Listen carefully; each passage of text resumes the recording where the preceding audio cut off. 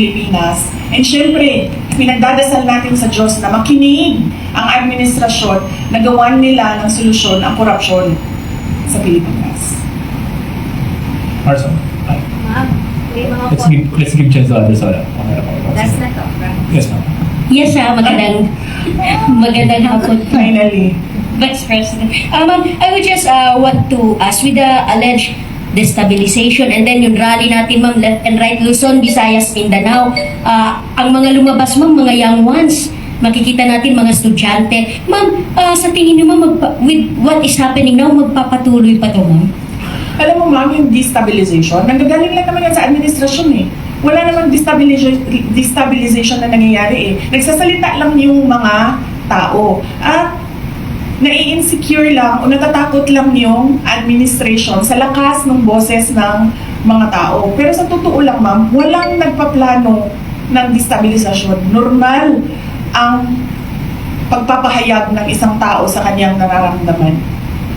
Ang pansin ko yung destabilization na word, na salita, nagagaling siya lagi sa administrasyon. Kasi nai-insecure sila at natatakot sila. Kasi lumalakas yung boses ng mga tao. Ayaw na magsalita, ma'am, kasi baka matuto na naman sila sa akin, ma'am. Tapos pag natuto sila sa akin, di ba? Meron ba tayong ginagawang destabilisasyon? Meron bang mga tao na nagmi-meeting na nagsasabi na, Makabayan, yes, number 1. Yan talaga ang vision ng Makabayan, babagsakin ng gobyerno kasi gusto nilang mag-take over. So kung meron man grupo na nagmi-meeting para pabagsakin ang administrasyon ng gobyerno, Makabayan yun. Wala nang iba. Lahat ng iba dyan, wala nang meeting yan. Nagpapahayag yan sila ng nararamdaman nila ng galit sa pangyayari. Wala yan silang sinasabing iba na oust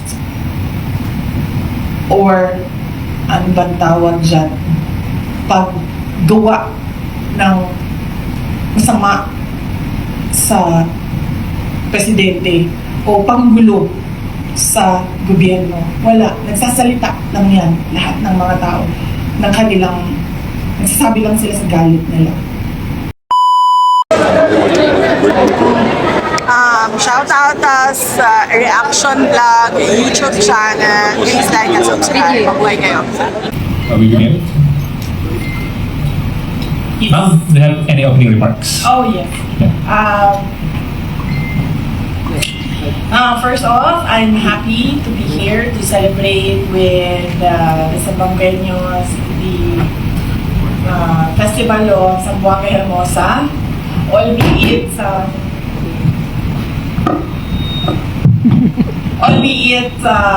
a day or two late, but still we are happy and blessed that we are able to celebrate their festival, and we are able to pray with them for Zamboanga City, Mindanao, and the entire country. And I'm happy to have attended the turnover, the ceremonial ribbon cutting of the library of Universidad de Zamboanga, and witness the art exhibit of Tats Lee, and of course meet Albert, our weightlifting future Olympic champion for the Philippines. So yes, it's truly a day of good news and happy news for Zamboanga City and the Philippines. First question, Marcel Doraman, JB News. Mike, please. Ako ma'am, good news pero kasi dili good news sa imo bang ang pangutana. Diretso na kami ma'am ha. Yes, ma'am. Ma'am, experience na rin doon in Davao. There's another one kaninang umaga. How was it ma'am? Ano po yung mga na-report sa inyo? Kumusta po kayo ma'am? Okay lang ako. Ang na-experience ko is yung okay lang ako. Ang na-experience ko is yung lindol noong Friday, October 12. Yung dalawang lindol na yung isa sa umaga around 9:40 something, closer to 10 o'clock. And then yung isa naman, the same day, Friday, is yung pasado alas 6 ng gabi na lindol. At well, hindi namin nagawa yung pinagpa-practicean natin. Lagi nag-dump cover and hold, no? Kasi nag-evacuate kami diretsyo. So, nung nagsimula na lumakas yung pagyanig, ay lumabas na kaagad kami sa open space doon sa harap ng bahay namin sa kalsada. At ang napansin ko lang, since nandun din ako sa aftershocks ng Cebu na lindol, ay magkaiba siya, no? Hindi ko lang alam, baka dahil yung lindol sa Cebu ay nasa lupa siya at yung lindol sa Davao region ay nasa dagat. Pero yung lindol sa Cebu, kanang maguntol gani, bounce. In Tagalog ay Tumatalbog. tumatalbog, yes. Tumatalbog yung pakiramdam mo. Yung sa Davao City naman na lindol ay left side to side siya. Side to side yung kanyang shaking. No? Yung sa Davao na experience ko ay nakakahilo siya. Akala mo nahihilo ka kahit wala na yung swaying.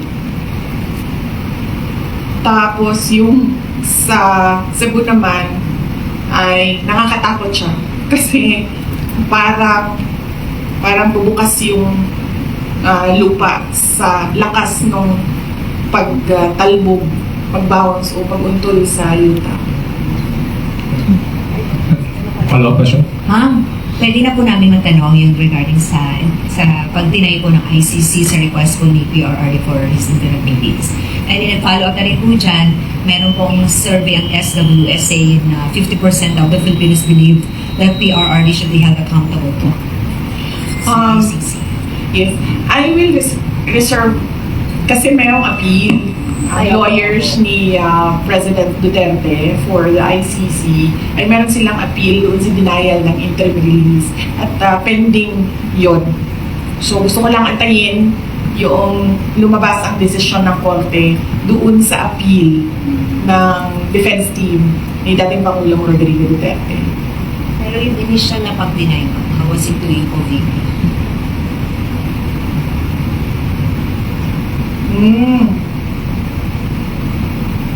Ano ba sinabi ko na sa statement ko? Wala pa naman ako nag-statement dati about sa interim release, no? Pero inaantay ko lang kasi talaga. Gusto ko lang talaga antayin kung ano yung decision nila sa appeal noong defense team. Your thoughts na lang po doon sa SWS survey? If you have any comment on that po. Well, assuming na truthful and faithful yung data doon sa survey, it is not useful dito sa ating bansa dahil hindi naman dito sa bansa natin nangyayari yung kaso. So, I guess that is for the ICC court to think about if at all pinagbabasihan yan nila. Kasi kung ano-ano na lang yung... hindi ko pala mag-comment sa ICC. So yun. Not useful for the Philippines since hindi naman dito nangyayari yung trial ni Pangulong Duterte. Jace, one more on that please. Ma'am, yung reso po ng Senate, ma'am, yung supporting the house arrest of the former president po. Yes. Nagpapasalamat ako sa mga senators natin sa kanilang resolution about the house arrest for former President Duterte. Dahil yun din ang pakiusap noong defense team ni dating Pangulong Rodrigo Duterte na siya ay mabigyan ng interim release at ang setup nun ay parang isang house arrest at yun din ang sentiment ng karamihan for humanitarian purposes dahil he's an 80-year-old ailing and frail person. No, it is, as I said, cruelty for the ICC to keep on detaining him inside the detention unit where he is not given 24 hours bedside care. Next question. Camille Zamag, TV5. Related lang, ma'am, dun sa ICC. Ma'am, because of the denial of the interim release, nagpe-prepare din ba tayo na baka sakali doon na po magpasko ang dating Pangulo? Ano po yung magiging plano ng pamilya? Oh yes, oo. Kahit naman wala pa yung desisyon ng interim release, no, ay napag-usapan na ng family na na merong pagpapalit-palitan ng pagbibisita doon sa kanya sa detention unit. So, meron ng mga relatives on deck at merong scheduling sa kanilang pagbisita. Basically, visit lang talaga. So there's no chance for him to, alam mo yung typical Filipino Christmas na may salo-salo, makakasama yung pamilya. So it's not gonna happen. Hindi, kasi sa Christmas and sa New Year sa kanya, hindi. Kasi hindi makapunta lahat na relatives doon sa Hague. So, ang naka-schedule for Christmas and New Year sa kanya is si Veronica, si Kitty, at si Mila. Ma'am, another na lang din po about the ICC. It was mentioned po in the decision that they released na naka-apekto raw po yung mga naging statements po ng family ni dating Pangulo, particularly yung mga naging statement niya raw po at ng inyong kapatid. Any comment on that, ma'am? Yes, I have a comment on that, but I really want to wait for the decision on the appeal para maisa na lang natin yung comment ko. Same topic. Ibang topic or... Yes. Other okay lang. matters. Other matters. Next question, Mr. RJ Rosalag, Millionaire News Channel. Uy, Mike. bilhin mo yung pakisabi dyan sa opisina ninyo na ayusin naman nila yung picture ko. Yung picture na gamitin nila, yung maganda ako, yung pangit ako. Wala naman akong pakialam kung anong sasabihin ng inyong outfit about sa akin. Basta paniguraduhin lang nila na maganda yung picture ko. Sige ma'am, makakarating po. Bakit yung mga kalaban ko, magaganda yung mga picture na ginagamit nila? Bakit pangit yung picture na ginagamit? Sana yung mga tiga-office of the Vice President. Padalhan yung ito siya ng mga magagandang picture ko para yun ang gamitin nila. Please lang. Hindi ko, ma'am. Napansin mo yun, ma'am. Yung kalaban ko, maganda yung photo. Tapos ako, pangit yung photo. Ang katotohanan naman, mas maganda naman ako doon sa kalaban ko, ma'am. Ano sana ma'am? Sige. Ha? Ano sige pagawas? Ano yung sino ba kausap ko doon sa bilyonaryo na nakanganga ako, JC?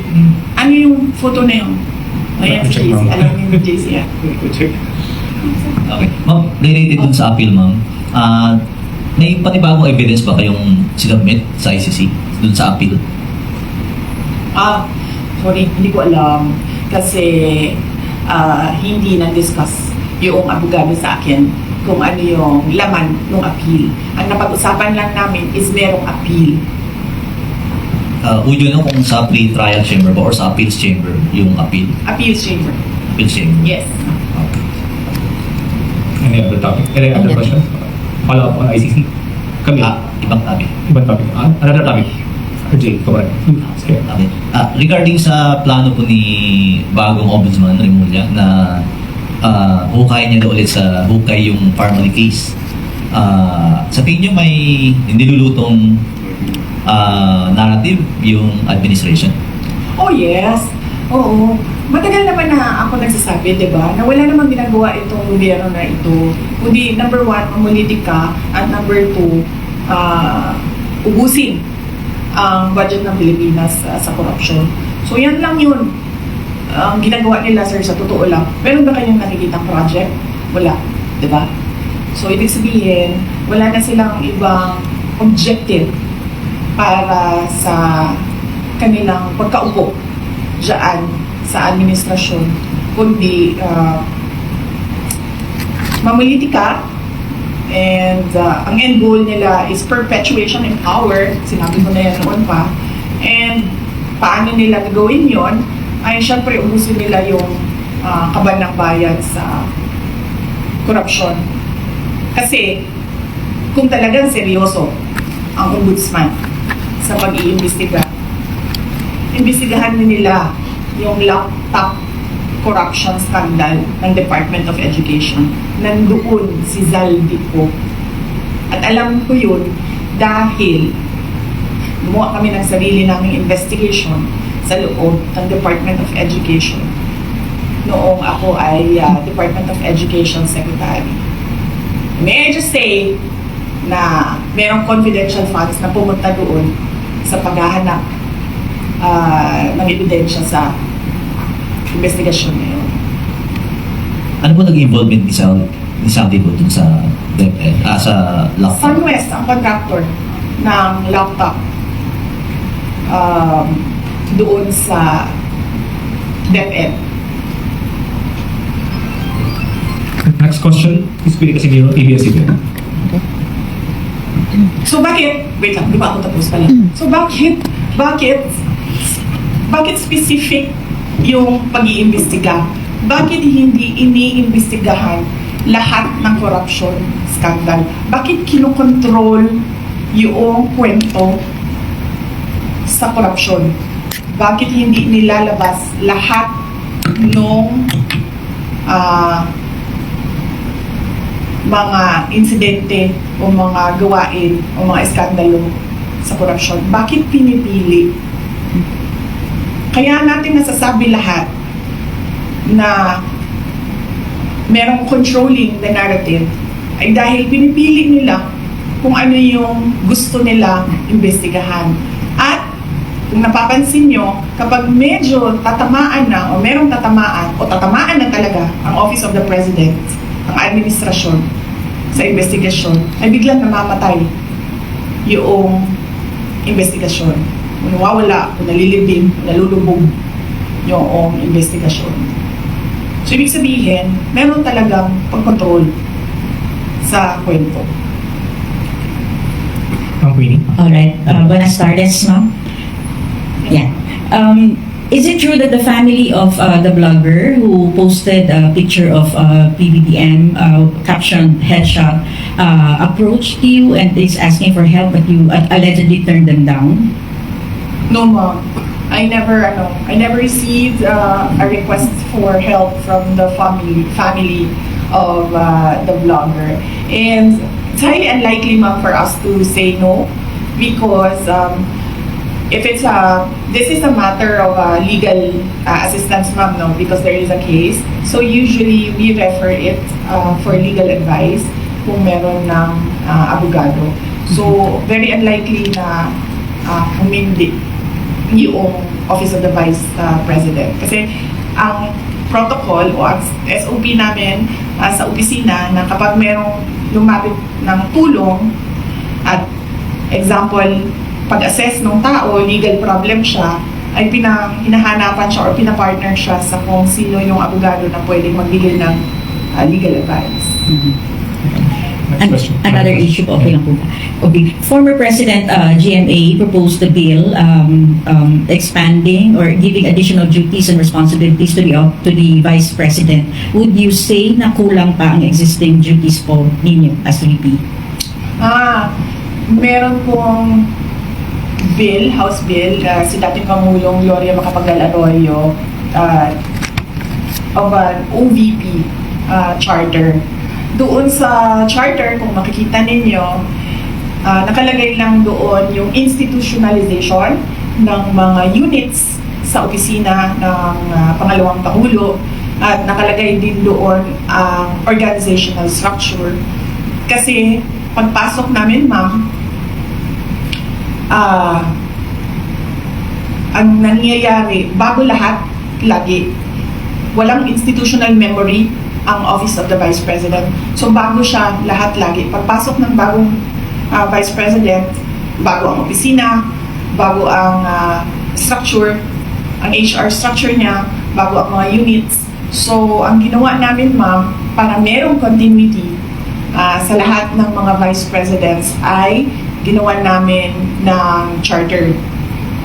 Dinify namin doon na dapat mayroong USEC, dapat mayroong ASEC, ang mga opisina, at dapat mayroong mga ganito na klase na mga units, KM, HR, legal, finance, para hindi nahihirapan yung papasok na bagong Vice President. Kasama na din doon yung opisina, sana, permanent office, para hindi rin lumilipat kung saan-saan yung opisina ng Vice President.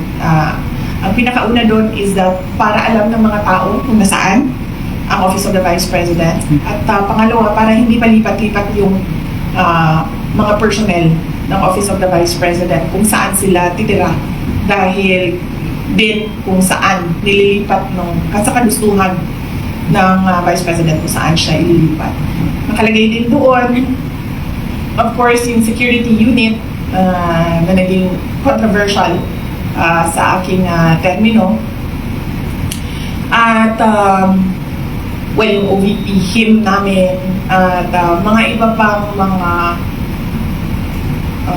administration policies inside the Office of the Vice President. Kung makikita ninyo, wala kaming nilagay doon na specific project dahil ang ang function ng Vice President ay kumbaga constitutional successor.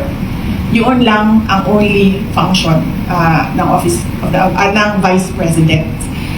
Pero sa atin, traditionally, ang Office of the Vice President ay binibigyan ng budget for the Vice President to decide on what his or her projects are, and then they can implement projects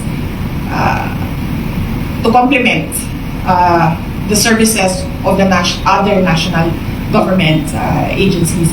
So on that note, hindi namin nilagay yun, ma'am. Kasi baka naisip ko, merong Vice President na papasok na wala siyang project, wala siyang gustong gawin, kundi maging constitutional successor lang.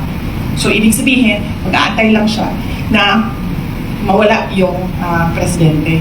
Pero so far, wala pa naman tayong nakita by history, wala tayong nakita na Vice President na ganun ang gusto niya. Lahat merong kani-kanilang projects. Ang hindi lang namin ginawa ay mag-define kung ano yung project. Kasi magdedepende yon sa panahon kung kailan siya maging Vice President, sa panahon kung kailan anong relevant na project. So ang ginawa lang namin ay yung structure ng opisina na kahit anong project ay ma-implement noong organization. Okay, just one last po. Yes. I don't know if you already asked for your reaction to the viral video of PGMA. The last time that she shook hands with you and nung pagtalikod niya is parang tila sumimangot siya. What's the relationship between you two right now po, yung status? Di ma'am? Opo. Wala, gano'n naman kasi talaga si ma'am eh. Hindi lang sa akin. Nakita ko na rin siya, ganyan siya sa ibang tao. It's nothing personal. I don't think it's, she's doing it on purpose and she's doing it to express disgust or to express disapproval sa isang tao. It's not the first time she's done that. We have Ms. Camille Samonte again, the last two questions. Ma'am, just want to get your reaction kasi po dun sa House, binawasan po nila yung OVP budget. Ano po yung tugon nito? Kasi may mga ilang kongresista rin po na naghayag po na dapat daw kung bawasan itong budget dahil pilit nyo raw, ilang beses nyo raw po na iniisnab yung kanilang pagdinig.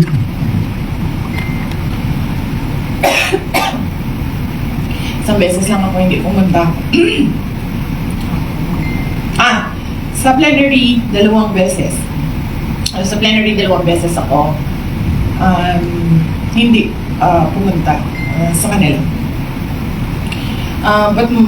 But beyond that, as early as August, I think August 15, nung tinanong na ako kung ano yung expectations ko sa budget hearings, sinabi ko na ang expectation namin ay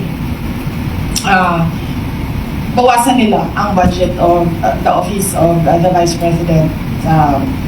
Dahil sinabi ko at the time, it's the same administration, it's the same Speaker of the House of Representatives, and it's the same set of characters. So at that point, tama nga ako sa sinabi ko noong August. Hindi man siya nakakagulat. Hindi na ako nagugulat sa House of Representatives. Last two questions. Sorry, baka pwede niyo pong sagutin yung sinasabi ng iba, especially Congresswoman De Lima saying that you're a brat. You would like to address that comment of her po? Oo. Kasi hindi Yes. ka nga daw po sumipot sa budget. Oo. Ang administration, and that is led by Malacanang Palace, ang Makabayan, ang Akbayan, ang members of the Liberal Party, yung mga pink and yellow, and sabihin na lang natin yung sixth category, all others. Meron yan silang narrative about Inday Sara. Kung napapansin nyo, paulit-ulit lang yan na sinasabi nila. Kung ano yung, at pansinin nyo din, kung ano yung lumalabas sa bibig ng Malacanang Palace, susunod yung kanilang online service providers sa news.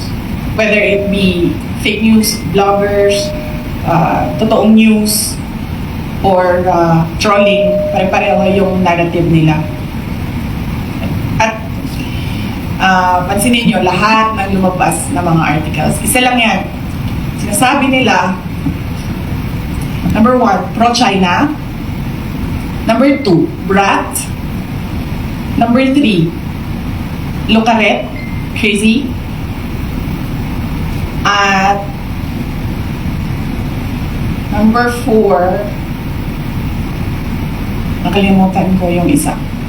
Ano yung isa, ma'am? Ulit-ulit lang yan sila eh. At confidential funds. Ilustay. Yan. Pro-China, brat, luka-luka, at confidential funds. 4 lang yan. Pansinin nyo, inuulit-ulit nila yan. Hoping siguro na one of those will stick sa image or sa reputation para makasira sa akin. So, hindi ako nagtataka na magsasabi ng ganyan si Leila De Lima. Yung word na brat, ginagamit nila lagi yan. And more than that, hindi naman kasi parent ang House of Representatives for them to say kailangan disiplinahin ang Vice President. Dahil sa totoo lang, ang tawag nga natin sa kanila mga buaya, di ba? Ganun yung general perception for all members of the House of Representatives. So wala silang moral ascendancy over the office of the Vice President. But going back, that's a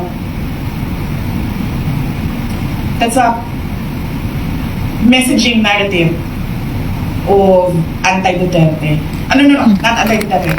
Anti-Sara Duterte. Messaging narrative nila. Nasa message board yan nila sa mga anti-Sara Duterte. Yan, paulit-ulit yan sila. Pro-China, Luka-Luka, confidential funds, at Barat. Ang problema kasi sa messaging nila, hindi ko na lang sabihin kasi baka matuto sila sa akin. No? Ayoko pag sinabi ko, then matuto sila, then mag-isip sila ng bago. Wag na. Last question. Sa narrative by anti-Sara Duterte groups. Ma'am, si Speaker Romuald, former Speaker Romuald, has appeared before the ICI today at sabi po niya na he's happy to be invited daw at willing naman daw po siyang mag-share ng kanyang mga nalaman tungkol sa budget process at information on insertions. Your thoughts on this po? Wala na, hindi ko na siya iniisip, ma'am. Wala akong comment, ma'am, sa kanyang pag-attend Sa ICI? sa ICI. Relevant pa rin ba yun? Or do you believe in the integrity of the ICI?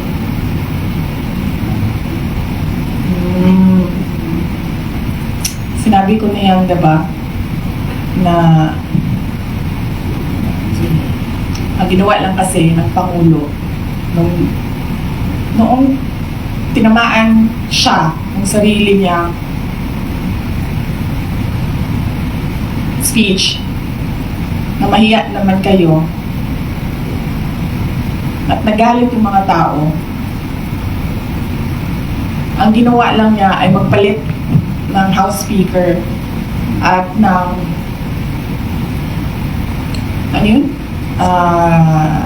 President ng Senate at gumawa ng ICI. Pero hanggang ngayon, wala pa rin nananagot.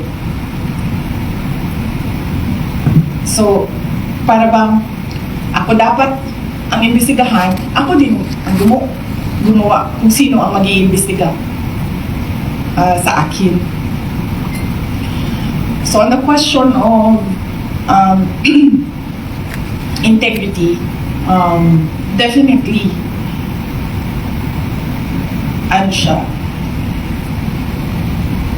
hindi siya reliable dahil ang Pangulo din ang gumawa. And again, going back to Mr. Billionario, bakit Billionario yung pangalan ng meron na yung mga billion dyan sa kumpanya ninyo. Ayan. Sabi ni Mr. Billionario, sabi mo, sir? Controlling the narrative. Yes, controlling the narrative.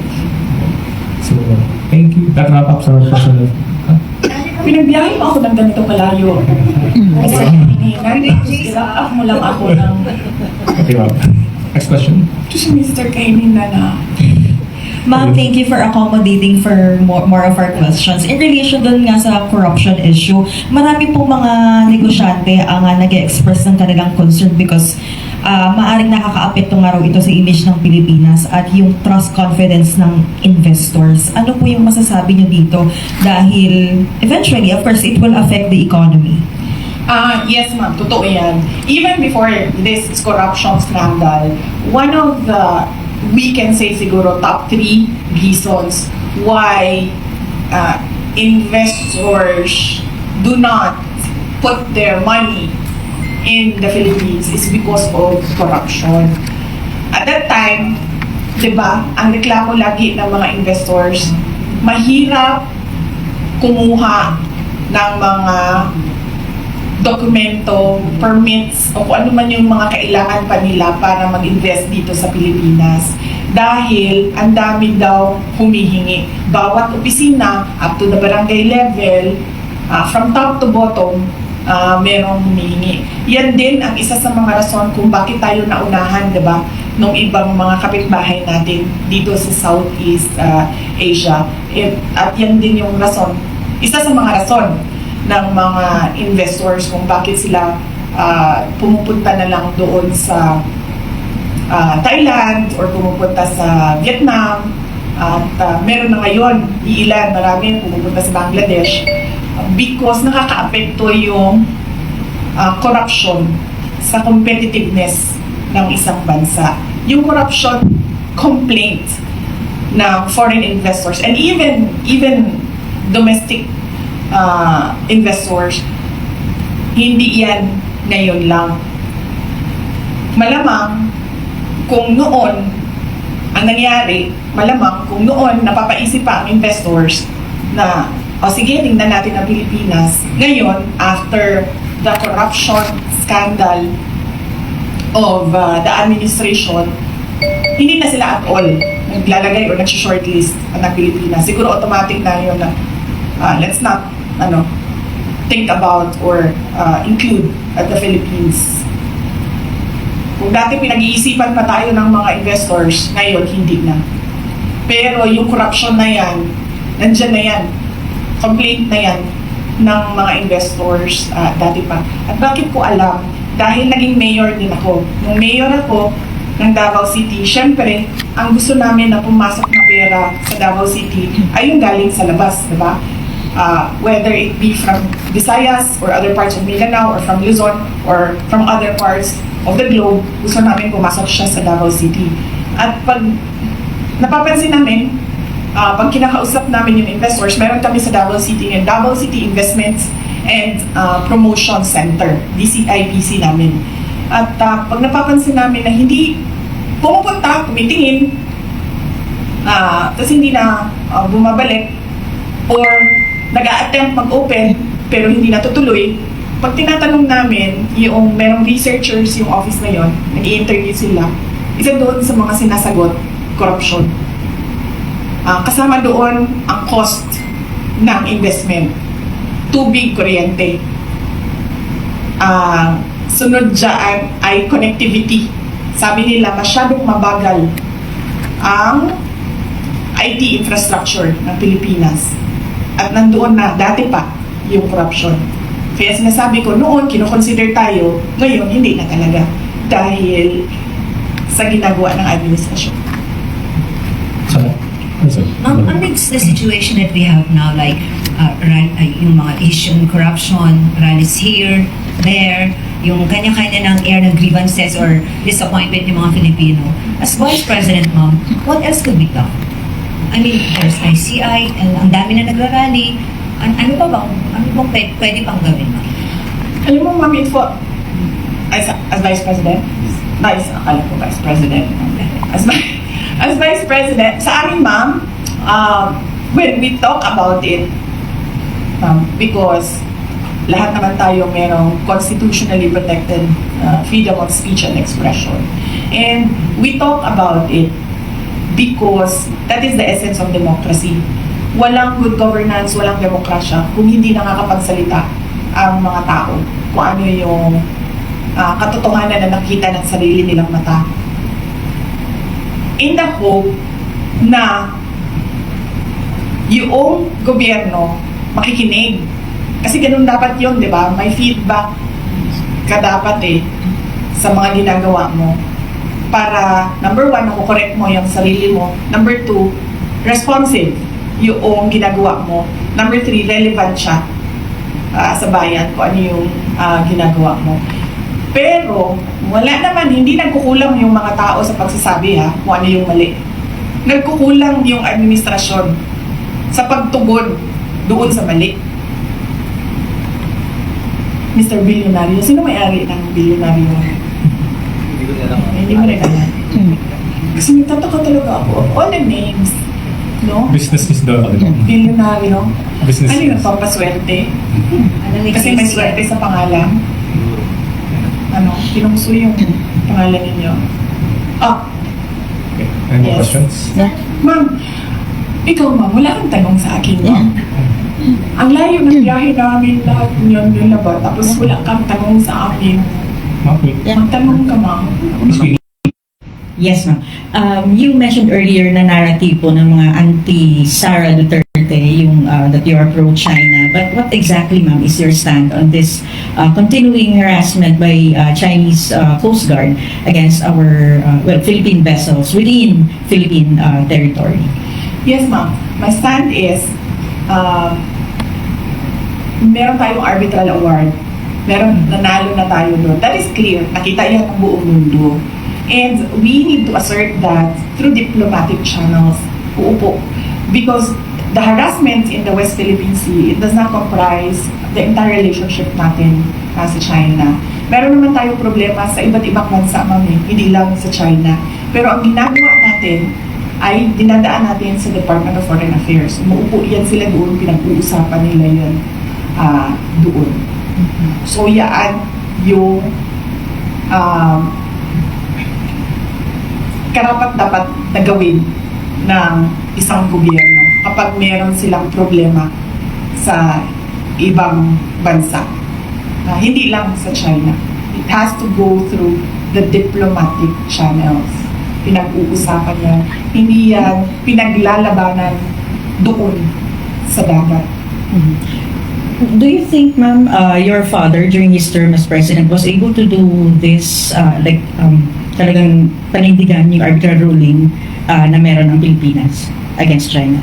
Hindi ko alam, ma'am, kung ano ang records ng Department of Foreign Affairs at the time of the term of President Rodrigo Duterte from 2016 to 2022.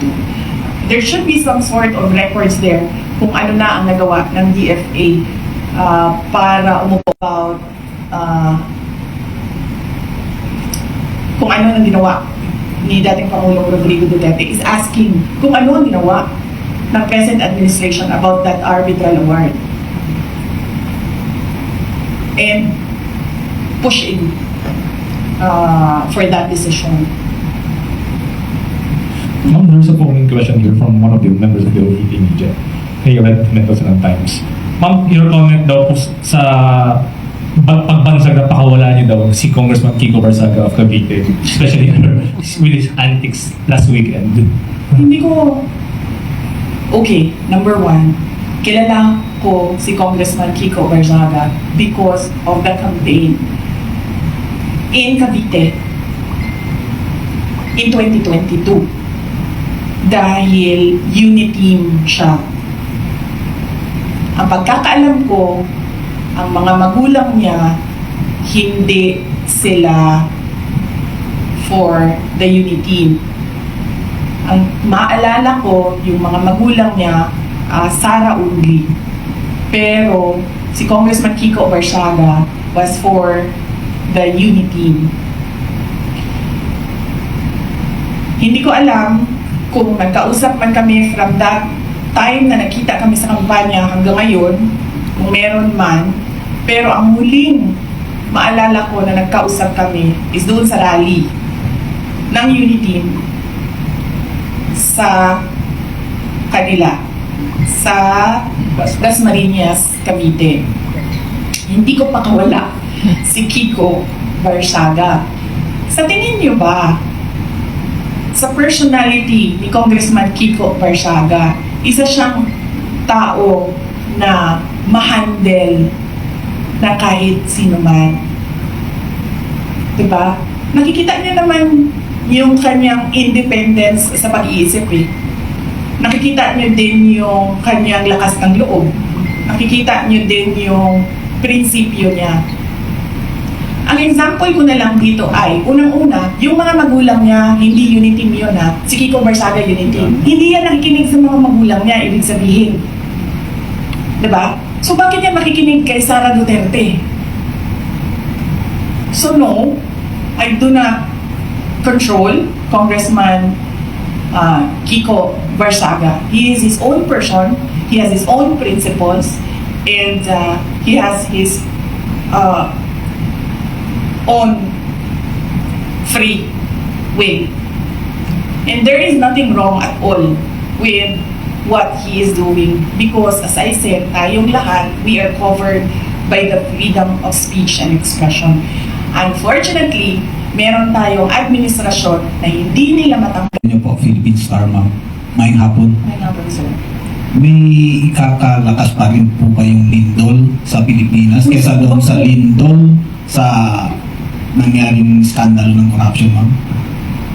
Huwag naman sana, sir. Huwag.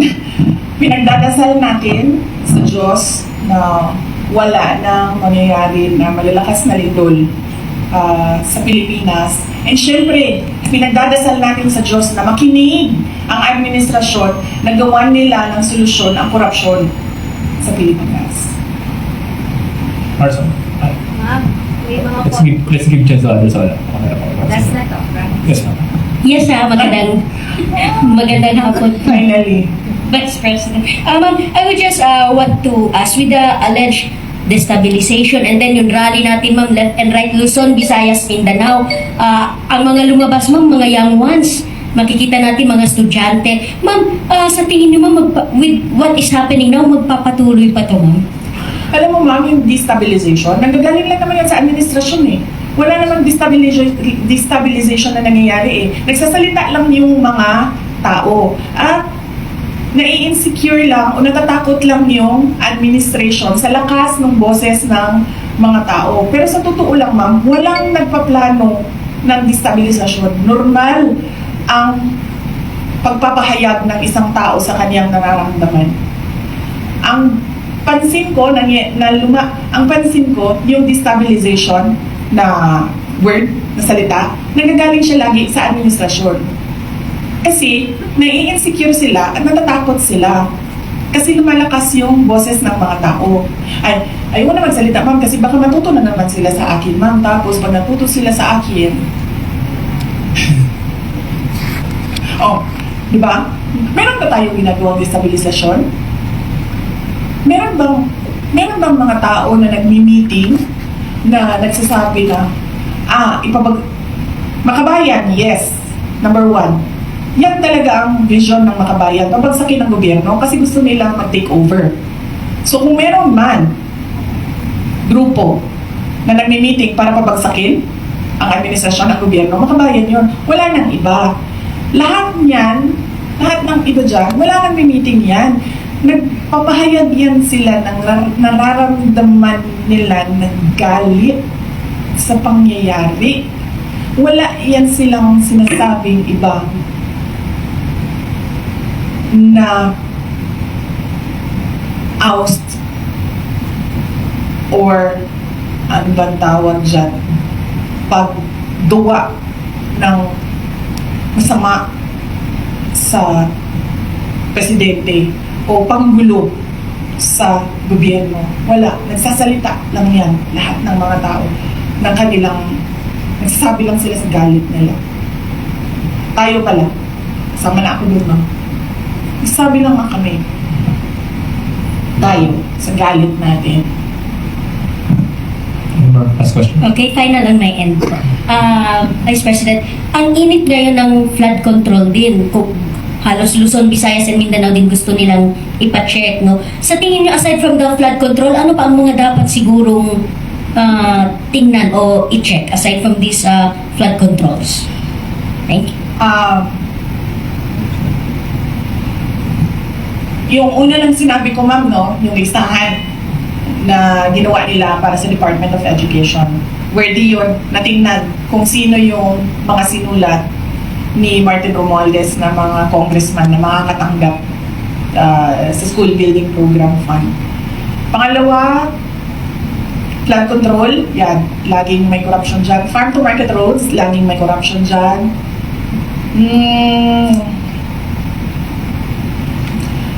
Yung pagsira ng highway, ma'am, bagong highway sirain, tapos sementohin natin ulit. Reblocking. Anong tawag dun sa ganun? Road reblocking. Reblocking. Road repairs? Reblocking. Road reblocking. No? Ang tawag dyan? Yan, ma'am. Nakikita ko yan lagi, ma'am.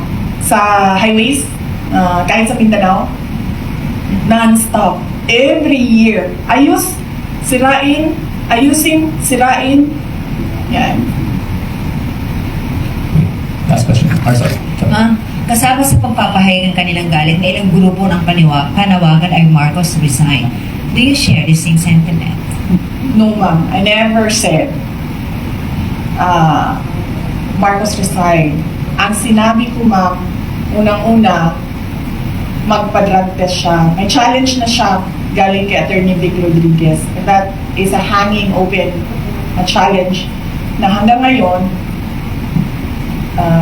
ayaw niyang gawin. Na sinasabi ko, that is a betrayal of public trust. Because when you are president or vice president, you consecrate yourself to the service of the nation. Ibig sabihin nun, ibibigay mo na yung sarili mo sa bayan. Ibig sabihin nun, yung katawan mo, hindi na yan sa iyo sa bayan na yan. Yung pag-iisip mo, hindi na yan sa iyo sa bayan na yan. Therefore, pag sinabi ng bayan na magpa-drug test ka, hindi ka pwedeng magsabi ng hindi. And therefore, that is betrayal of public trust. Pangalawa, yung pagpirma niya ng kaduda-duda na budget. That is a culpable violation of the Constitution. Yan ang sinasabi ko, nasagutin niya, na hindi niya sinasagot. Ang ginagawa nila, naghahanap sila ng mga tao na aatakihin nila para nakakalimutan yung tanong sa kapasidad ng Pangulo na maging leader. So hindi nyo rin supportado ma'am yung panawagan ng ilang grupo na Marcos Never resign? ask him to resign. That is a pointless call, ah. Hindi magre-resign yan. Nakita niyo ba yung tatay? Ilang taon yun? 20 years. Ilang years yung senior? 20. 20 years? Oh. That is a pointless call, ah. Tingnan niyo yung DNA niya na ayaw yan umalis ng pwesto. So, Marcos resign is a pointless call. That is why I am asking him to do his job. Of which, of course, alam na nating lahat na hindi niya ginagawa. Okay, thank you so much ma'am. Ha? Last.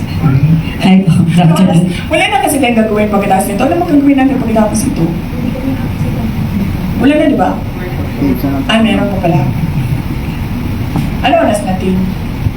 Oh, akala ko mag-misa na after. Di ba 5:30 yung misa? Okay. Sige. Regarding lang po sa proposed budget for 2026 ng OVP, with the project or program of OVP here in Zamboanga City, kung meron man po, be affected if ever mabawasan o totally tanggalin po nila ang budget for OVP sa 2026. Yes, ma'am. Andayin ko na lang yung sagot mo. Sasagot ako, ma'am, pag nakita natin kung ano yung budget ng Office of the Vice President sa GAA, doon sa batas na.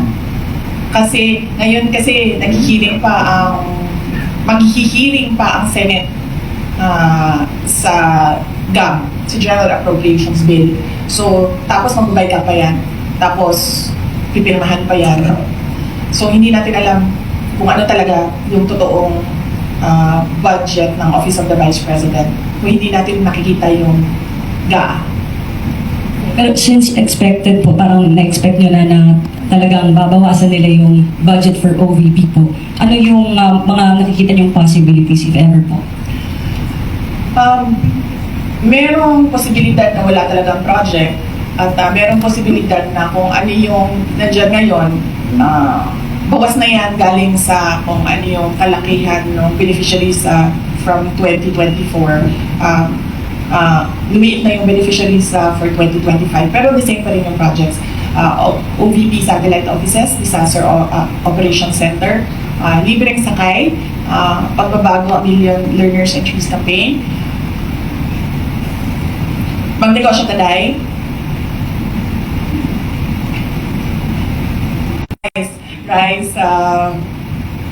rice, yes. Anong makontribute mo sa project natin? Sa listahan ng project, JC. Yan, ma'am. Yan pa rin.